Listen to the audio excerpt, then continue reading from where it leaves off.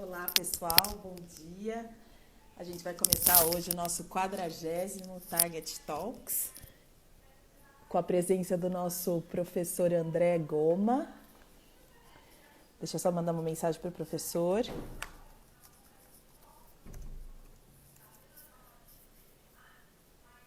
Bom dia a todos que estão entrando aí.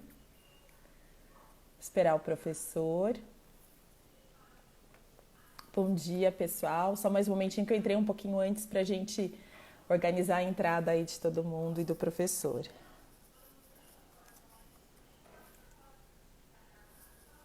Obrigada pela presença de todo mundo. Muitos amigos queridos. Estou esperando a... Bom dia, Humberto. Bom dia, Magali. Tem vários outros amigos aí. Só esperando a entrada do professor André. Bom dia.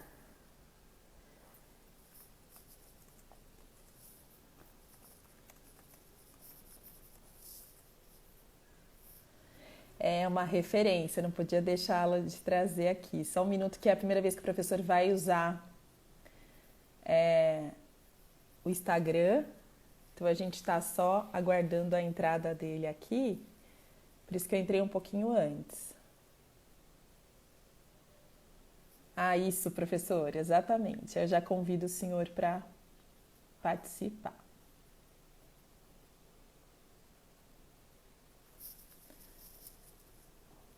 Professor, você está fazendo pelo...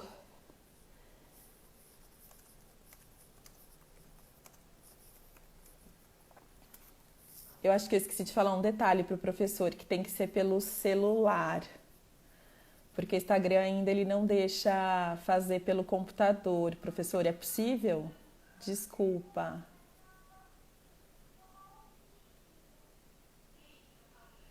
O senhor consegue entrar pelo celular?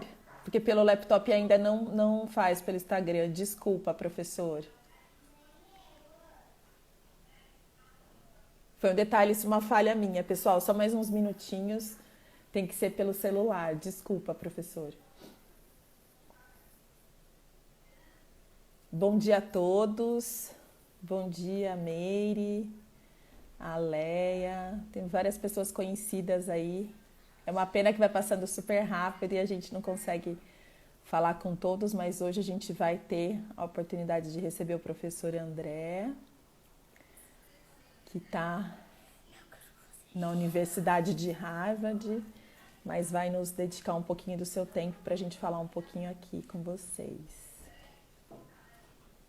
Bom dia a todos, vamos entrando. É importante a gente ouvir um pouco o professor André nesse momento que a gente está passando e principalmente conhecer um pouco dos estudos que ele está fazendo lá em Harvard, que vai diretamente ligado ao futuro aí do judiciário brasileiro, né? Que é sobre advocacia.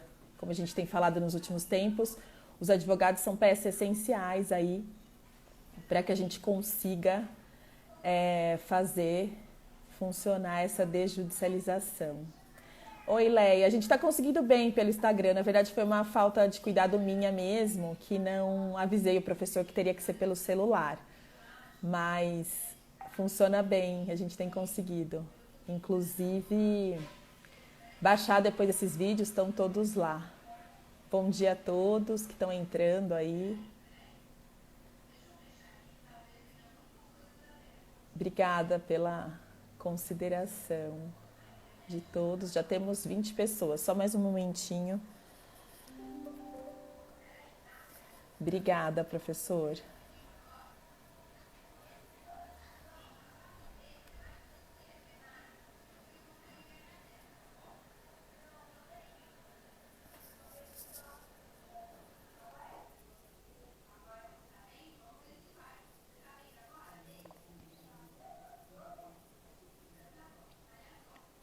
Já vamos incluir o professor. Ainda são 11h01, a gente está dentro do tempo aqui. Professor, eu acho que é melhor o senhor sair do notebook e ficar só no celular, porque para mim ainda fala que o senhor não pode participar online. Agora sim. Tem que deixar só um. Eu acho que o senhor está me ouvindo, né? Isso. Aí eu consigo... Agora sim. Bom dia.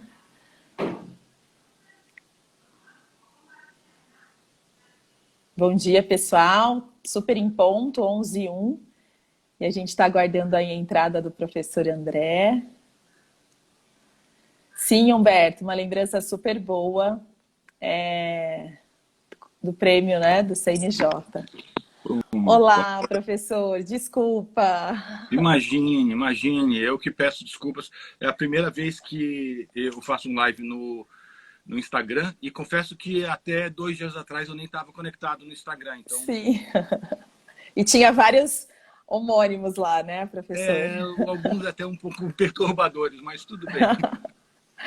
Primeiramente, muito obrigada por participar do 40º Target Talks, Olha, que são conversas que a gente tem feito nos últimos 2 anos com pessoas, com todos os atores da sociedade civil. Então, a gente tem trazido empresas, mediadores, advogados, a gente trouxe vários juízes, companheiros aí do senhor, várias pessoas importantes nesse cenário de mediação do Brasil. E não podia faltar o senhor, né? Porque eu acho que apesar do nosso tema hoje não ser só monotemático de coronacrise, também falamos também de mediação, mas o senhor foi uma peça importante que a gente se relembra quase todos os dias, literalmente por conta do seu trabalho no CNJ. O Humberto Chiesi, do Mercado Livre, que na época era da Sky, está lembrando de quando ele ganhou o prêmio lá do CNJ do Totem, né? Foi super foi. revolucionário. A gente tem muita gente querida aí, vários fãs do senhor, todo mundo se manifestando. Obrigado, As, muito obrigado. as perguntas que vão aparecendo aí embaixo, você pode deixar que eu controlo aqui, porque é impossível ficar lendo tudo. Eu tenho uma pessoa que me Tá, manda aqui pelo WhatsApp e aí a gente faz no final as perguntas. Mas perfeito. aí eu gostaria primeiro da gente começar, porque eu acho que o senhor não precisa mais de apresentações, eu acho que todo mundo já sabe, mas é importante lembrar que o senhor ainda é juiz de direito lá da Bahia, né? E hoje está como pesquisador na Universidade de Harvard, se dedicando ao tema que a gente vai falar hoje, sobre a advocacia mesmo, essa advocacia resolutiva, e que a gente está super ansioso para conhecer um pouco mais, que o senhor até falou um pouco semana passada, né? Sobre o modelo, sexta passada, eu acho, falou sobre o Resoluto, como tá, mas eu acho que é um prazer trazê-lo aqui para falar especificamente desse ator principal que a gente tem falado, que são os advogados, né? E essa Perfeito. nova forma de interpretar. Mas aí, primeiro, eu gostaria que você falasse um pouco como você está vendo aí de fora esse nosso momento de mediação, que parece que a gente esperou tanto, né? Desde a resolução 125, e agora é a nossa hora, né? Qual seria a dica que você daria para a gente, câmaras de mediação, mediadores e atores aqui do Brasil nesse momento, para a gente ficar para sempre, né, professor? Porque eu acho que chegou nessa hora.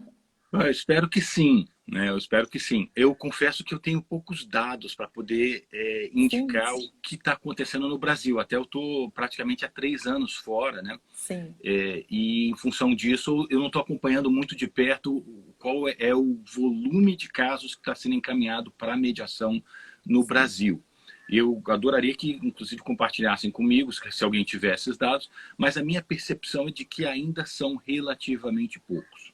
Tá? sim, A percepção que eu vejo também é que nós ainda não entendemos o que o nosso usuário quer de um sistema autocompositivo. Tá? O que isso significa? Será que o nosso usuário quer um encaminhamento de mediação facilitadora? E explico por quê. Eu, como instrutor, adoro mediação facilitadora, para mim isso faz muito sentido. Eu, em treinamentos, eu leciono na Universidade de Pepperdine, eu muitas vezes trago histórias que são muito ricas, mostram as pessoas muito realizadas em função de uma vivência de justiça em mediação facilitadora, né? Mas, ao mesmo tempo, são situações pontuais. sim, Eu não posso dizer que da população de usuários de um sistema de justiça, 97% querem mediação facilitadora. sim. Tá? Inclusive, curiosamente, antes de entrar na magistratura, eu fui advogado empresarial, num escritório de grande porte, e a gente sempre compreende e conversa com os colegas da época, né? E um deles estava recentemente reclamando comigo, e eu tenho duas histórias que são exatamente alinhadas. Um deles reclamando comigo que na primeira sessão de mediação, o mediador, na declaração de abertura, praticamente começou a fazer um resumo do como chegar ao sim, né? Aí ele virou e falou assim, pô, mas eu tenho um mestrado no exterior, eu já fiz o curso de negociação, e aí eu tô me sentindo, ele falando assim, pô, tô me sentindo aqui preso, tendo que ouvir um resumo de algo que, francamente, eu fiz em 60 horas. Né? Então ele estava reclamando e reclamou, inclusive, da visão facilitadora. Né? E ele falou assim, pô, eu sei isso, eu consigo administrar isso com o meu cliente. Eu preciso de alguém que diga exatamente qual é um espaço de composição. Então, ele não falou com essas palavras, mas o que ele queria era uma mediação avaliadora. E isso me gerou bastante estranhamento. Né? A mesma coisa, a mesma história passou aqui. Eu estou como Senior Research Fellow, que é um pesquisador sênior aqui na Universidade de Harvard, junto ao Centro ASH de Inovação e Governança Democrática. Né? Que legal. E a secretária executiva do centro é uma pessoa que tem um MBA aqui em Harvard também, é uma pessoa que tem um mestrado em administração, muito qualificada. E sabe aquele finalzinho de conversa após uma reunião, estávamos ela, um professor e eu conversando sobre um conflito que ela teve em casa, né? E aí o professor brincou dizendo, olha, se fosse o André, ele ia ter um discurso de validação, né, de acomodação. Aí ela vira e fala assim, pois é exatamente isso que eu não quero. Ela falou assim, ela falou a mesma frase, curso de negociação eu já fiz. Eu quero que alguém diga para o meu marido que A, B, C, D e E. Sabe? Então, o curioso é que o que ela queria realmente, ela sinalizando, olha, algumas vezes a gente só quer um terceiro que possa dizer.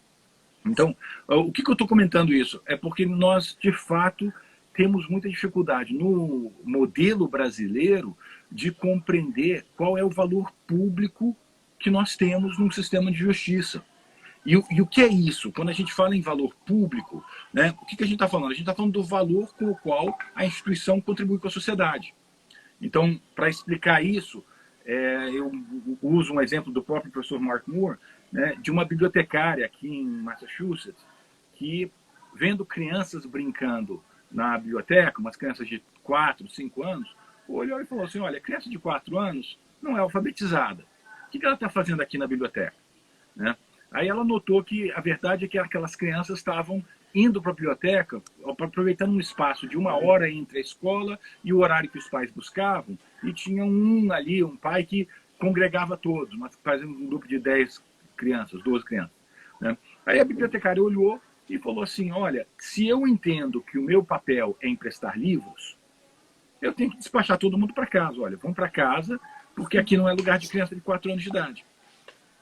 Ao mesmo tempo, se eu entendo que o meu papel é fazer com que as pessoas se apaixonem por leitura, eu vou organizar alguma coisa para, afinal, eu já tenho usuários cativos por 1 hora por dia aqui no final da tarde, então, ou no meio da tarde. Então, o que ela fez? Ela organizou adultos para lerem para as crianças, organizou um espaço de Lego na biblioteca, para que as crianças compreendessem a biblioteca como um centro de realização, de realmente satisfação e, basicamente, entretenimento. Ou seja, um centro de paixão.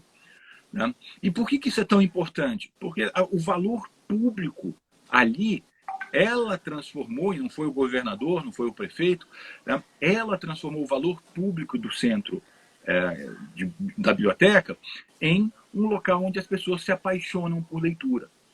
E como é que isso está correlacionado com o que a gente começou a discutir? Ora, nós estamos pensando em qual o valor público de um sistema de justiça. Né? O que isso significa? Nosso papel é emprestar decisões, é emprestar o tempo do juiz para ele soltar decisões. Né? E, francamente, até hoje o CNJ tem sinalizado nesse sentido. Os prêmios diamante, ouro, prata, são de produtividade. Produtividade significa número de sentenças. Né? Então, eu brinco muito quando eu converso com magistrados, que é quase como se nós estivéssemos administrando um restaurante que, quanto mais pratos nós servirmos, melhor ele será, pelo menos aos próprios olhos. Não importa a qualidade do prato, importa refeições servidas. E, de preferência, tempo de entrega do prato. Né? Então, eu pergunto assim, para os meus pares, quantos topariam se eu convidasse essa pessoa para comer nesse restaurante comigo? Provavelmente Sim. ela, não, peraí, eu tenho outra sugestão. Sim. Então, no fundo, nós temos uma... Deixa eu só acertar a câmera aqui, desculpe. No fundo, nós temos uma dinâmica muito interessante de papéis do Estado que ainda precisam ser redefinidos. E isso está atrapalhando um pouco a política pública de mediação. Né? Nós ainda... é como se, por 10 anos, e eu falo isso como meia-culpa, porque eu participei como 10 anos no Conselho Nacional de Justiça e não consegui persuadir os meus pares lá que nós precisamos começar a avaliar valor público pelo jurisdicionado. O que significa avaliar valor público pelo jurisdicionado? Perguntar. E não é ao final do processo, é talvez meio ano depois. Né?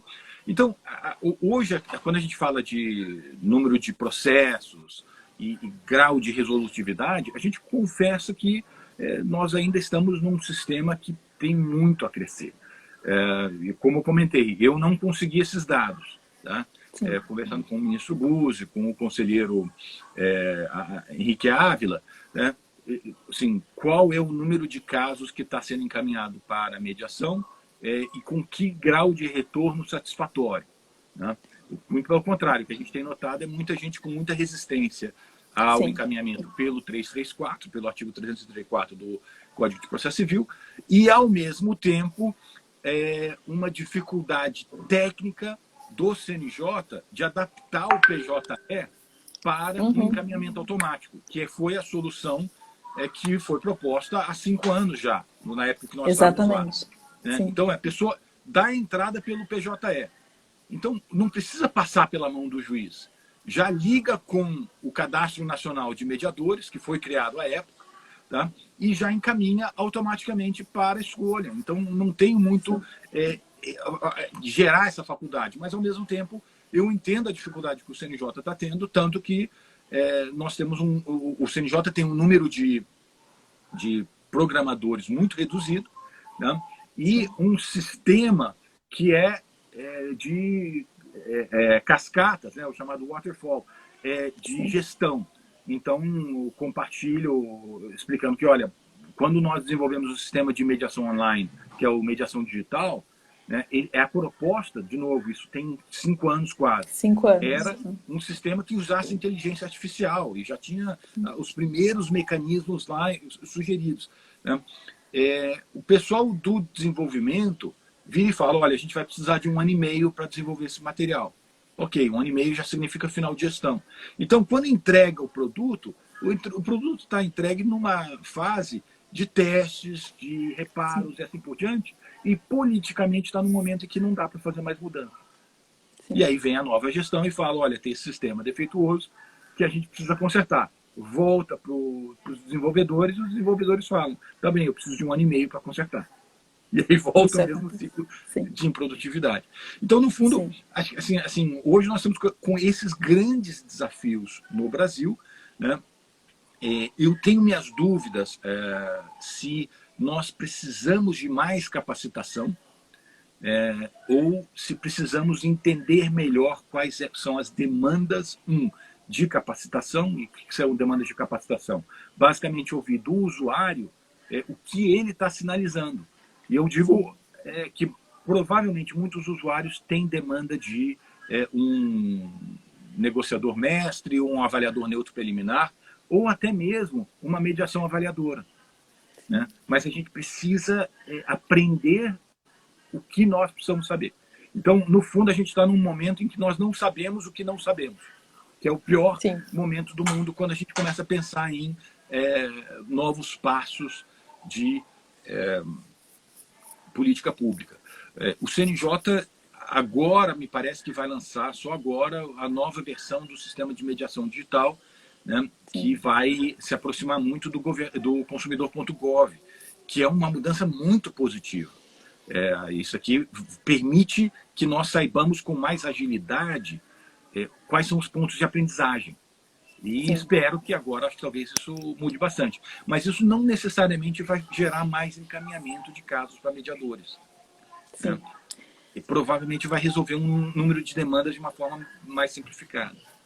Sim. O que a gente tem hoje, professor, até trazendo dados das pessoas que tiveram aqui comigo nesses últimos 2 meses quase, é que a mediação online, na verdade, as formas de resolução de conflitos online, elas estão um pouco mais valorizadas, inclusive porque teve várias orientações dos tribunais do CNJ para a utilização, mas me parece muito que é para esse momento de pandemia, tá? Por exemplo, falando pela Mediato, que é uma câmara que eu tenho bastante contato, e pela Target, a gente tem recebido, muito poucos processos do tribunal, que foi agora nesse momento de pandemia, então eu estou falando exclusivamente de São Paulo, tá? Onde eu estou. Uhum. Recebi alguns processos, e muito interessante porque tem tido adesão, porque imagina que a gente está vivendo um momento que os oficiais de justiça eles estão sujeitos à Covid-19 também, então eles não estão saindo. Então a gente recebeu casos, professor, sem citação, e as pessoas mesmo assim estão participando, só que estou falando de um número muito pequeno de casos. A Mediato esteve aqui com a gente, elas recebem bastante processo dos tribunais também, mas num grupo de 74 câmaras que eu estou aqui do estado de São Paulo só, as pessoas não estão recebendo justamente por esse motivo que talvez os juízes que tenham um fluxo já pronto achem que isso não vai valer a pena eles tirarem isso do fluxo dele e voltar. O que eu acho positivo é que a gente, e aí a desembargadora Daldice e a doutora Valéria colocaram bastante, César Cury, que é o momento da gente mostrar que funciona, né? A própria Cláudia também lá do Sejus, que do NUPEMEC do Rio, que a gente assim, agora é a nossa chance de mostrar que a gente faz certo, que a gente tem um curso, que a gente tem regras, que a gente tem código de conduta, ética, que a lei prevê, então tá tudo pronto. Porque muitas pessoas falam, mas onde estava essa mediação online? Tá na lei, desde 2015, né? Então a gente tem tido algumas surpresas, então eu tenho feito esse trabalho de divulgação, que é super interessante, porque as pessoas estão tendo acesso a essas discussões necessárias. E aí, como o senhor falou, talvez a gente tenha que incluir esse retorno das pessoas para ver o que elas estão achando e qual é o caso para se adaptar concretamente o tipo de mediação que precisa. Eu acho que esse é um ponto super relevante, professor, sempre trazendo coisas para a gente pensar. Uma questão que eu estou vendo em outros tribunais é que os oficiais de justiça estão trabalhando muito por WhatsApp, sabe? Sim. Então, virar e dizer, olha, eu tenho uma citação para fazer, tá? A parte autora me indicou o seu celular, e eu gostaria de te encaminhar por isso e certificar, tudo bem? E no fundo, a gente passa pelo artigo 190 do CPC, Sim. que permite o consensualismo processual, que pronto, a pessoa já se deu por citada e já segue. Então, um exemplo que eu vou falar mais adiante é um caso que eu acompanhei, em que durante o período da pandemia, em período de 15 dias, saiu um despejo. Tá? Então, tudo bem que era uma locação por temporada, era ali litoral norte de Salvador, era uma outra situação. Tá? Mas, ainda assim, tudo Tá isso foi funcionando. online. Né? Sim. E eu gosto muito de um juiz federal aí de São Paulo também, tá? Que é o Etienne Martins, que foi colega aqui do período de Harvard, que ele falou, olha, eu tenho minhas dúvidas se existe ODR, ele brincando, né? Dizendo o seguinte, porque na verdade tudo é ODR. Sim. Assim, é como se dizer, olha, tudo já acontece por ou telefone, ou mensagem. Agora, a grande dúvida é qual é o grau de informatização e de automatização que existem nas comunicações. Então, o Dr. Humberto está aí, sempre tem feito um trabalho espetacular. Tá? A gente vê, olha, tem algumas empresas que estão praticamente 100% automatizadas. Sim. Tá? Outras estão muito menos. A gente percebe o que aconteceu quando teve a pandemia. Os processos arbitrais, eles basicamente viraram uma chave. Clique. Sim. Sim. E passou a ser 100% online. Os tribunais, muito por uma discussão de justiça procedimental, passaram a ter mais discussões. Alguns juízes, de uma forma mais ágil, construíram em cima da sustentação de consensualismo processual soluções. Então vamos fazer o seguinte, a pessoa permite ser citada, ótimo, e aí começa a andar. Porque se a pessoa virar e falar, não aceito ser citado, O oficial de justiça vai dizer, tudo Vai bem, eu vou só certificar. certificar isso, tá? E aí vamos ver como é que a gente vai fazer essa citação. Percebe que o réu ele já sente que Sabe. ele começou com o pé esquerdo num processo. Sim. Né?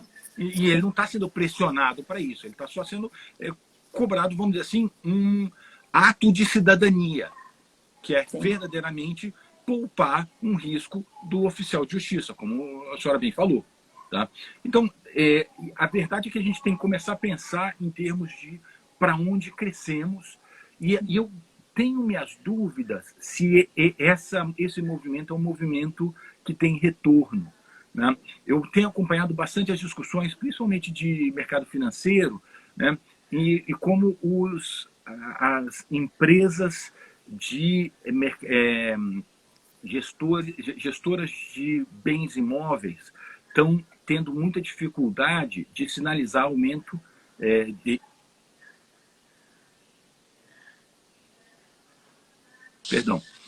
retomada em médio e longo prazo. Um dos problemas de fazer pelo celular é que são ligações. Né? Ligação, isso. Por quê? Porque as pessoas estão apostando que a retomada não vai ser a mesma. Que as empresas vão deixar muita gente trabalhar em home office. Claro que tem um movimento no outro sentido, por exemplo, quem está em empresa de grande porte quer estar na empresa, compartilhar elevador com o CEO da empresa, porque isso aumenta a chance de promoção. É Sim. simples assim. Né? Então, estar em home office é algumas vezes não tão favorável assim, mas não quer dizer que a pessoa vai ficar 5 dias por semana em home office. Ela pode ficar 3 dias ou 2 dias. Então, a tendência é necessidade menor de espaço de locação comercial. Né? E por que eu estou falando isso? O paralelo em relação ao sistema de justiça é o mesmo. Eu tenho visto nas listas de discussão dos magistrados, todos com um esforço enorme de ter um aumento de produtividade significativo, a ponto do CNJ virar e falar home office é bom. Tá? Então, de novo, eu fiquei surpreso quando esse colega me comentou, me comentou, que ele deu entrada numa ação de despejo de um contrato de locação por temporada, né, numa sexta-feira, tá? E na segunda já estava despachado e com o oficial de justiça. E a segunda tarde o oficial de justiça já fez a citação por WhatsApp. Então, qual é o grande interesse dessa juíza? É dizer, olha, me deixa ficar em casa. Todos os magistrados, pegar São Paulo, pegam pelo menos 1h30 de trânsito por dia. Sim. Só aí são 2h30, 2h quase 3 horas de produtividade. Então, e sem falar assim, as várias outras interrupções. Então, a minha percepção é que o próprio Poder Judiciário volta permitindo muito home office. Tá? Desde que o magistrado consiga demonstrar produtividade com esse home office. Né? E isso aqui, claro, que vai refletir em sistema como um todo. Né? Então, o Colin Rule, que é um professor aqui da Universidade de Stanford e também de Pepperdine, ele estava comentando o quanto que muitos tribunais, ele falava, olha, eu tenho falado há quase uma década sobre o tema. Tá? E bastou uma doença peça, claro, que é muito grande, muito significativo, para simplesmente, tudo funciona. Tudo funciona. E por quê? Porque isso criou uma preservação para o gestor público. Eu não tenho opção de testar ou não. Que ao contrário, e aí vem o tema aqui do Air Center, ao contrário do que acontece na iniciativa privada, inovação no serviço público é arriscado. Para que eu vou inovar se eu tenho todos os protocolos de gestão pública que já sinalizam que este é o caminho? Né? Então, aqui criou um espaço para que o gestor dissesse, eu não tenho outra opção. Sim, exato. Professor, tem várias perguntas, mas são perguntas, pelo que eu estou vendo, eu vou tomar a decisão de depois tentar responder, e aí eu mando para o senhor, porque são perguntas que o senhor não tem acesso agora, como o senhor falou, aos dados do Brasil, então eu vou pular algumas e depois eu me comprometo a mandar para o senhor, quando eu fizer uma sugestão de resposta, e o senhor avalia, tá bom? Só para a gente entrar no nosso tema central, que eu acho que é extremamente relevante, como um dos atores mesmo desse movimento que a gente está tendo agora, que é a advocacia resolutiva e a segurança jurídica na solução de conflitos extraordinária. Então, contar um pouco para a gente o que o senhor tem estudado aí, como tem visto esse tema. Então, eu acho que assim, um dos componentes essenciais que a gente precisa começar a entender, né, é qual é a expectativa do nosso usuário. Muitos desses, e eu estou trazendo esse mesmo caso desse amigo meu lá no litoral norte de Salvador, né, e o que acontece? Ele fez negociação, fez um contrato, na verdade dois, um de promessa de compra e venda e outro de locação por temporada. Tá? No meio no começo da pandemia, tá? O locatário sinalizou que tinha mudado de ideia e queria negociar a devolução do sinal. Tá. Tá? E aí ficou essa discussão e ele falou, olha, eu só vou devolver o imóvel se você me devolver X% do sinal. Né? E ele falou assim, olha, o sinal não precisa ser devolvido se ele não for além de um determinado percentual, que é o que sinaliza o STJ e assim por diante. Né? E aí ele bateu um papo comigo e falou assim, pô, como é que você sente a necessidade de negociar isso daqui? Né? E aí é uma negociação baseada em princípios, né? E mostra um exemplo muito bom, até para conversarmos hoje, que a necessidade não era virar e separar a pessoa de problema, sabe, critérios objetivos. Porque se você for falar qual é o critério objetivo, você está dizendo qual é a posição do STJ. Sim. Né? O que o STJ entende que é exorbitante do ponto de vista de sinal. Eu posso cobrar um sinal de 60% de um negócio? O STJ falou não. Né? Em algumas situações ele fala 25%, outras vezes 30%. Né? E aí, mas o curioso é que ele estava sinalizando a necessidade de alguém que conversasse com os dois para dizer, olha, este é o percentual. Tá? Então, e aí, como é que esse caso se desenvolveu? Basicamente, uma advogada insistindo que a devolução do sinal tinha que ser de 80%, né? E esse amigo meu dizendo, não, 80% não dá. Né? Eu consigo pensar em talvez 10%, porque vai estar na margem do STJ. Né? E aí teve que ter realmente a participação de um terceiro advogado que basicamente sinalizou qual é a probabilidade de ganho de cada uma das partes e eles fecharam um acordo. Tá? Então, uma nota que esta visão ela não precisou de um mediador facilitador. Né? E principalmente precisava mais de alguém para orientar, um avaliador neutro preliminar ou alguma coisa assim. Né? E eu compartilho também um outro exemplo que tivemos lá no mesmo, não no mesmo condomínio, mas num outro condomínio na Praia do Forte, em que era até uma casa de uma desembargadora. Tá? E aquela situação super delicada, a desembargadora estava em juízo e a parte contrária era uma pessoa de nacionalidade francesa, eu posso comentar porque o processo é público, né? Então, e aí eu estava como juiz na causa fazendo uma audiência de conciliação, né? A primeira audiência do caso.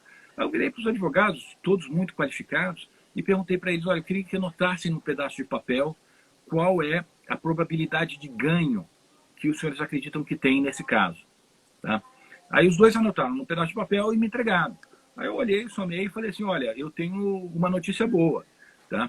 E uma talvez não tão boa. A notícia não tão boa é que a soma dos percentuais dá 192% ou 194%, agora não me lembro bem. E que não está fazendo muito sentido do ponto de vista matemático. Né? Mas faz sentido do ponto de vista humano. Quer dizer que eu tenho dois excelentes advogados que estão apaixonados pela causa. Estão realmente vestindo a camisa dos seus clientes. Se eu tivesse um advogado que me dissesse aqui eu tenho 10% de chance de ganhar, eu estaria muito preocupado. Sim. Então, ao mesmo tempo, eu tenho uma grande preocupação que agora nós temos uma oportunidade de acharmos soluções que permitam que a gente maximize o ganho de negociação desse caso. Né? Então, por exemplo, tem uma possibilidade de ganhar de 50% de ganhar 2 milhões, horas. Então, um valor de acordo seria 1 milhão. Tá? Se nós tivermos com uma visão equivocada de que é 90%, essa visão equivocada impede fechar um bom acordo. Sim. E, para todos os efeitos, perdemos dinheiro. Por quê? Porque jogamos lá para frente, daqui a alguns anos, Mas mais do que isso, perde o custo de oportunidade desse recurso, desse período.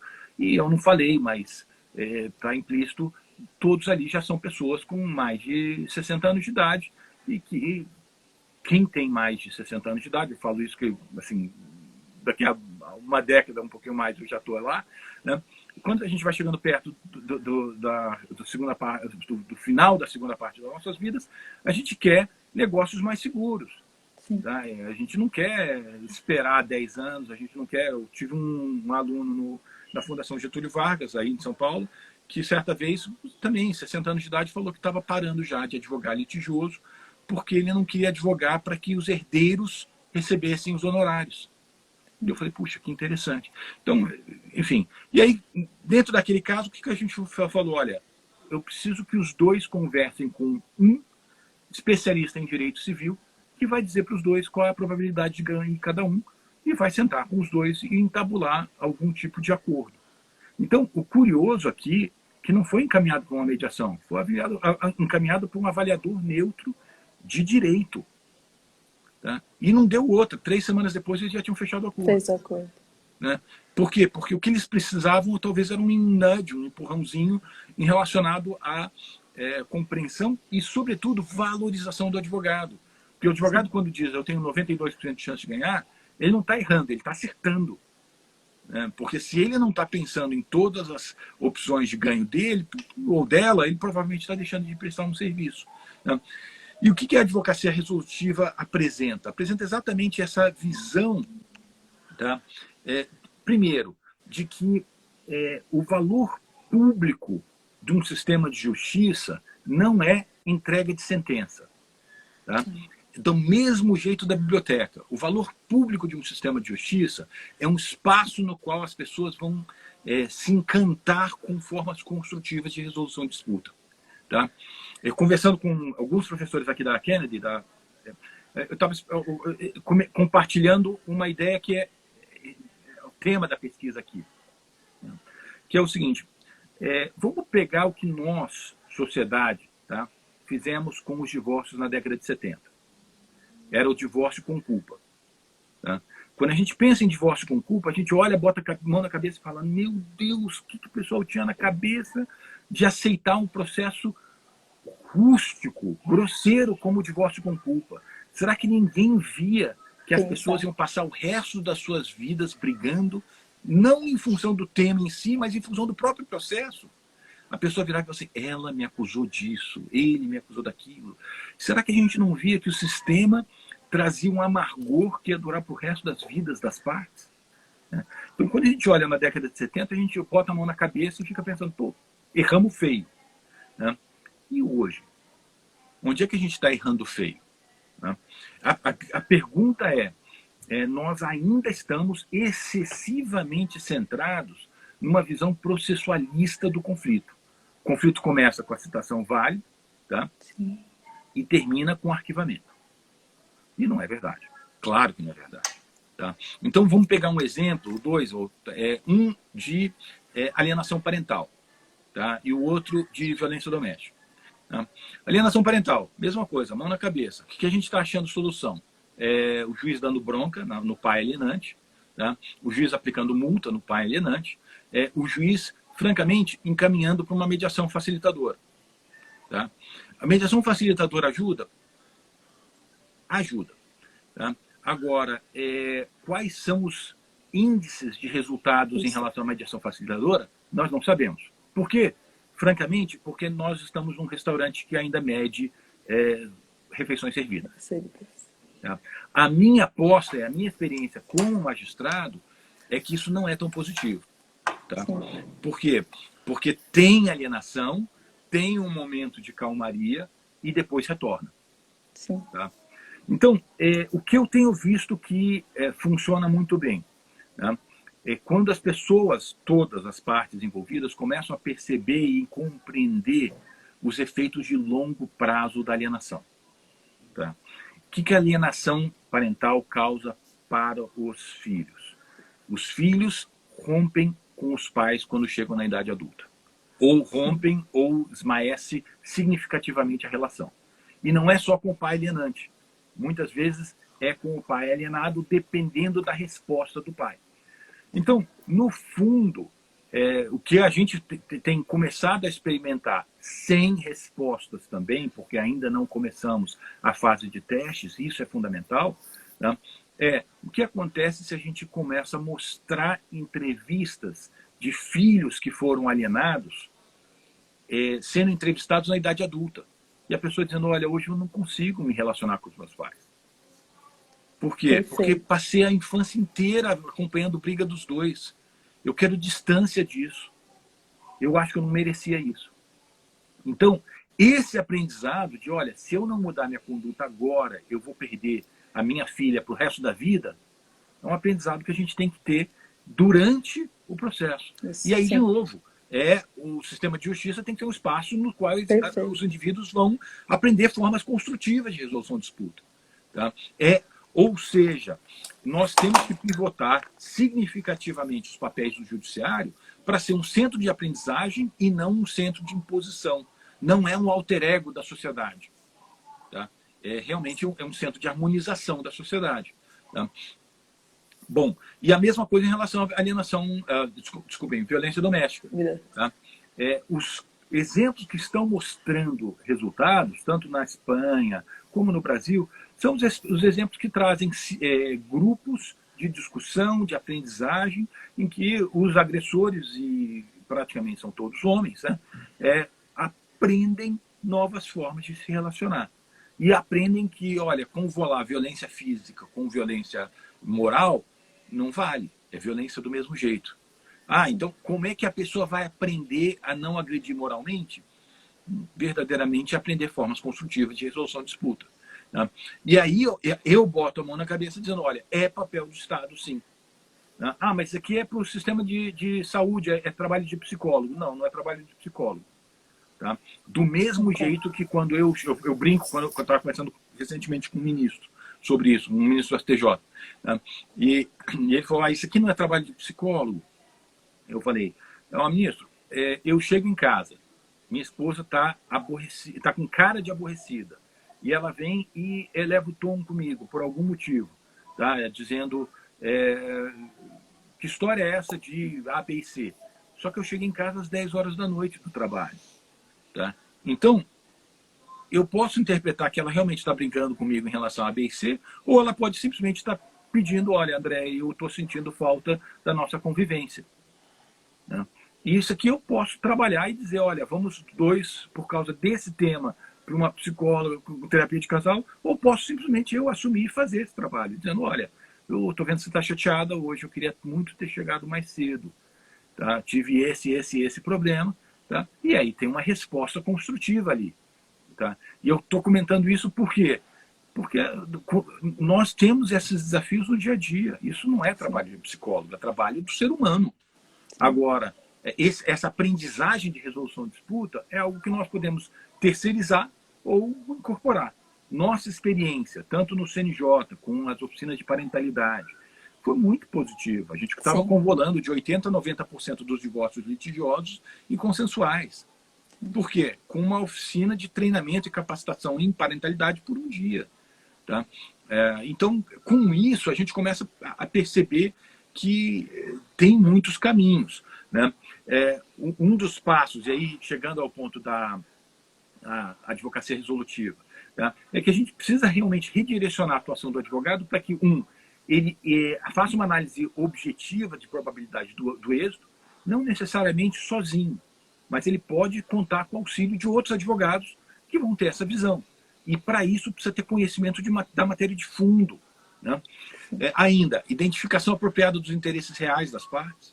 Né? Precisa entender alguma coisa de negociação para saber que quando a pessoa está dizendo eu quero 75% do sinal de volta, na verdade, a pessoa tem um interesse real de saber qual é uma solução justa para o caso e, eventualmente, construir em cima disso. Tá? Auxílio com a escolha procedimental. Hoje nós temos um uso excessivo do processo litigioso no Brasil, mas é muito menos um problema de desjudicialização e muito mais um problema de reconstrução de um sistema de justiça. Tá? Concordo. Não dá para pensar em desjudicializar. Por quê? Porque você está indo contra um movimento da década de 70, que é fazer com que o sistema de justiça atendesse a população geral. Tá? Abro um parênteses aqui para dizer, olha, o Roscoe Pounding, um professor aqui de Harvard, no começo do século passado, falava que a insatisfação com a administração da justiça é tão antiga quanto o direito. Tá? Por um século, as pessoas usavam esse discurso para dizer as pessoas sempre vão estar insatisfeitas com o Poder Judiciário. Por quê? Porque a insatisfação com a administração da justiça é tão antiga quanto o direito. Né? E só ali, agora, no começo do século XXI, a gente começa a pensar, realmente, as pessoas vão continuar insatisfeitas com a administração da justiça enquanto nós não descobrirmos o que a satisfará. Satisfação. Entendeu? Nós precisamos repensar em formas de atender o cidadão. O que o cidadão está nos dizendo de uma forma implícita em vários processos diferentes? Eu quero um sistema de justiça que eduque a sociedade. Tá? Isso aqui não é trabalho da Secretaria de Educação. Tá? É um trabalho de um sistema de justiça. A gente sabe isso das várias iniciativas em violência doméstica, em alienação parental, em parentalidade, em que um judiciário educador ele prepara melhor os seus próprios processos. Tá? Então, no fundo, não é um trabalho, e eu sempre discordei disso lá atrás, no CNJ, eu sempre falei, olha, eu sou contra o movimento de desjudicialização. Eu acho que está errado. Tá? Quando você fala em desjudicializar, você está dizendo, em outras palavras, vamos reduzir o acesso à justiça.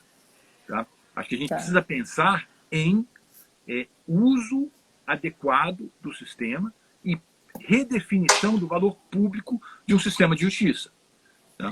Então, é redesenhar. E um sistema de justiça como uma plataforma. Tá? Falo isso, eu sou usuário do PJE, posso dizer que talvez de todos os sistemas que eu conheço, é um dos piores, se não o pior sistema de gestão online de processos e assim por diante. E ele começa errado em muitos níveis diferentes. Tá? Eu não conheço um usuário do PJE que é satisfeito com o sistema. E eu posso dizer que a sociedade estaria absolutamente disposta a colaborar com a solução do PJE se a gente transformasse o PJE em plataforma e permitisse a incorporação de módulos e assim por diante, construção coletiva. E não naquele velho sistema do CNJ de deixar os desenvolvedores trabalharem por 1 ano e meio e entregarem no final da gestão. Tá?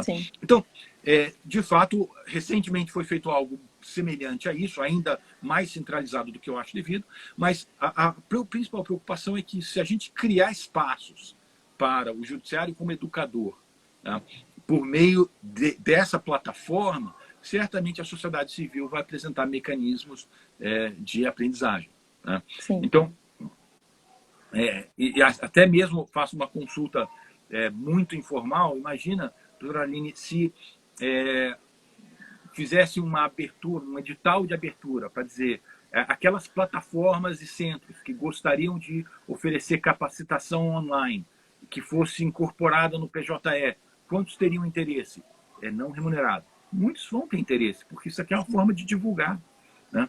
E ainda, o último componente da advocacia resolutiva é o auxílio às partes na análise e no desenvolvimento de competências emocionais que permitam o distanciamento daquelas escolhas baseadas em paixões ou posições irracionais.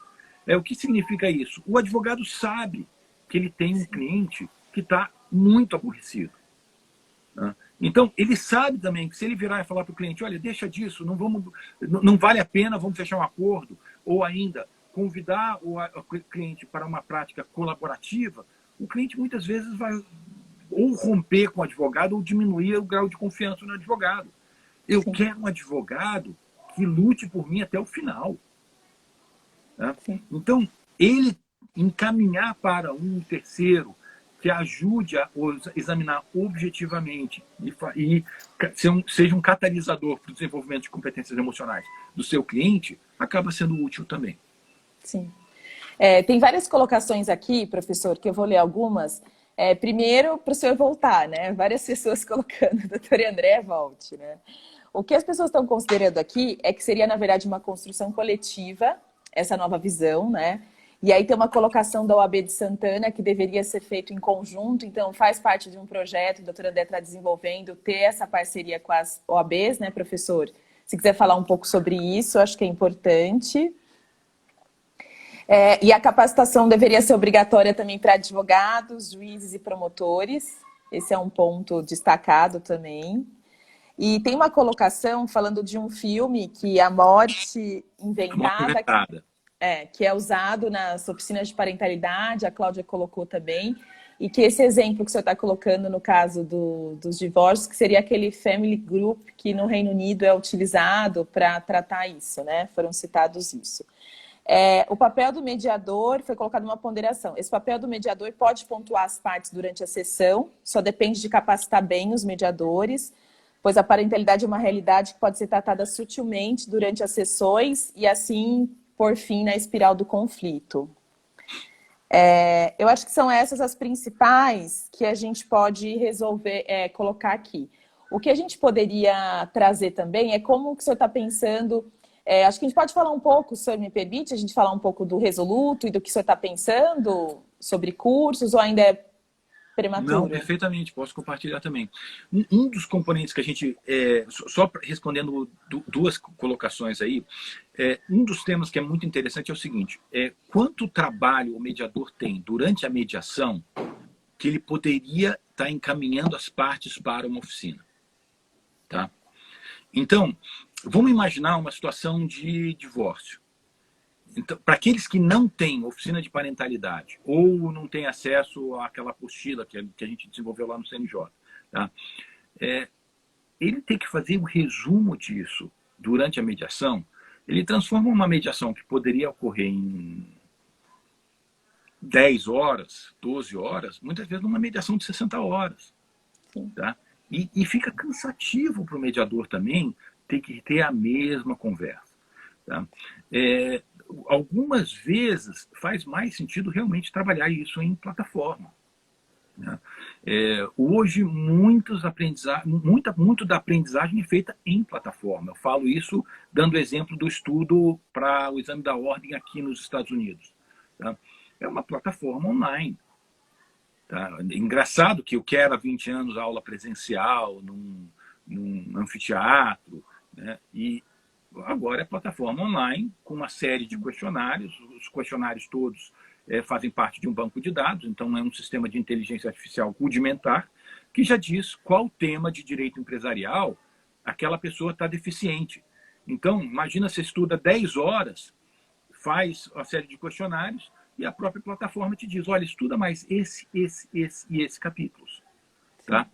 Então, olha, e ainda diz... Doutora Aline, o seu aprendizado em direito penal é mais rápido do que em direito civil. E o seu aprendizado de manhã é melhor do que o à tarde. Então, a minha sugestão é estuda direito civil de manhã. Sabe? Então, compreenda que a plataforma consegue fazer isso de um jeito muito mais ágil do que o próprio professor num anfiteatro. E francamente, assim, eu agora estou com os meus filhos aqui de homeschooling, né, de estudar em casa. A gente, basicamente, eu faço com eles o Khan Academy. E eu vejo, assim, eu consigo fazer algumas atividades com meu filho e aí depois deixo ele fazendo sozinho. E eu já posso voltar ali sabendo que, olha, eu preciso sentar com ele e rediscutir esse tema. Né? Então, quando a gente começa a pensar em... Eu concordo com o posicionamento. Isso pode ser feito em mediação? Pode. Tá? Mas é mais trabalhoso e é mais demorado. Tá? Então, nossa preocupação nós temos que economizar tempo e, principalmente, nós precisamos desenvolver soluções. Tá? Então, nesse contexto, eu compartilho um pouco o que foi o histórico dos cursos de mediação do CNJ. Né? Então, na época, a conselheira Morgana Richa era a conselheira e eu passei 10 anos no Comitê Gestor do Movimento da Conciliação e agora me distanciei definitivamente, eu não pretendo voltar. Né? Até porque tem outros projetos que fazem mais sentido. Né? E de 2006 a 2016 nós estávamos lá E isso aqui foi perto de 2010, 2011. Né?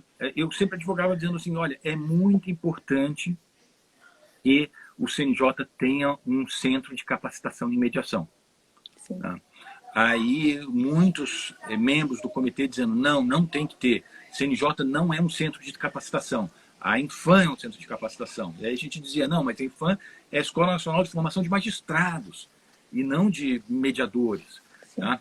Então, precisa ser aqui porque a capacitação em mediação é um núcleo da política pública. Se eu dou capacitação de mediação em 5 horas, ou na época tinha capacitação em mediação, no Brasil, alguns tribunais estavam dando capacitação em mediação em 4 horas, sem um exercício simulado, só aulas expositivas. Tá? Então, assim, você está transformando a mediação numa conciliação, tá? E trazendo uma série de discussões. Né? Tinha uma escola da magistratura que em um curso de 360 horas deu 27 horas da diferença entre mediação e conciliação. Né? De um curso de 360 horas. Eu falei, puxa, é quase 10% do valor do tempo é só na discussão. Por quê? Porque não tinha exercício simulado e assim por diante. Então, depois de muita pressão, né, a conselheira virou na última reunião dela e falou, tá bom, querem tocar? Toquem. Né? E aí, no início da gestão do conselheiro Neves Amorim, começamos um curso de formação. E aí, uma das condições da conselheira Morgana Richa foi dizer assim, Goma, você está soltando um manual de mediação, não é? É um manual de mediação judicial, correto? Solta por aqui. Né? Aí a gente falou assim, discutimos, conversamos com então, o desembargador Marco Buzzi, né, que agora é ministro, e aí nesse contexto acabamos definindo, foi encaminhado para o ministro, então era o ministro Gilmar Mendes, o presidente, e o ministro Gilmar falou, eu não posso publicar o manual por aqui, porque o meu filho é um dos autores. E o filho do ministro Gilmar Mendes, o Francisco, era aluno meu na UNB. Né? E ele participou da elaboração e tal. Sim. Então, por esse motivo, saiu pelo Ministério da Justiça com um acordo de que ficaria lá enquanto o CNJ e o Ministério da Justiça precisassem. Mas exclusivamente para a formação de mediadores. De lá para cá, o que a gente tem notado é que muito desse manual está sendo usado para cursos de faculdades privadas. Né? E não é esse propósito. A faculdade privada tem um outro propósito, tem que ter outro material, tem que ter outros exercícios simulados. E aí, aqui, junto ao Harvard Innovation Lab, a gente lançou uma plataforma, tá? Em inglês, ela é RAFA, em homenagem ao professor Howard Rafa, da Kennedy e da Harvard Business School. Né? E em português, a gente chamou ela de Resoluto, é uma associação civil sem fins lucrativos, que tem como propósito formar uma plataforma com material pedagógico completo, que é leitura, exercícios simulados, áudios, os slides que os professores vão usar, o planejamento de aula dos professores, para capacitar em temas inovadores em resolução de disputas. Então, um dos temas é o que a gente está trabalhando hoje, né, em 2 braços. Na graduação, a matéria, que é agora obrigatória pela resolução número 5 do Conselho Nacional de Educação, que é uma matéria sobre fundamentos de resolução apropriada de disputas. Tá? E a outra matéria é já um curso para ser servido como um curso de extensão pelas próprias OABs em advocacia resolutiva, que tocam temas de matemática aplicada, algum tema de negociação, né, de desenho de sistemas de resolução de disputa e, naturalmente, de desenvolvimento de competências emocionais para poder fomentar essa discussão de advocacia resolutiva. Né? Perfeito. Professor, tem 1 minuto restante. A gente tem uma opção de sair e entrar de novo, se as pessoas quiserem, mas eu acho que a gente já falou pelo menos o propósito e o objetivo que a gente tinha para hoje. Acho que a gente pode marcar mais uma rodada de conversa. Super agradecer a sua disponibilidade, das pessoas que estão aí.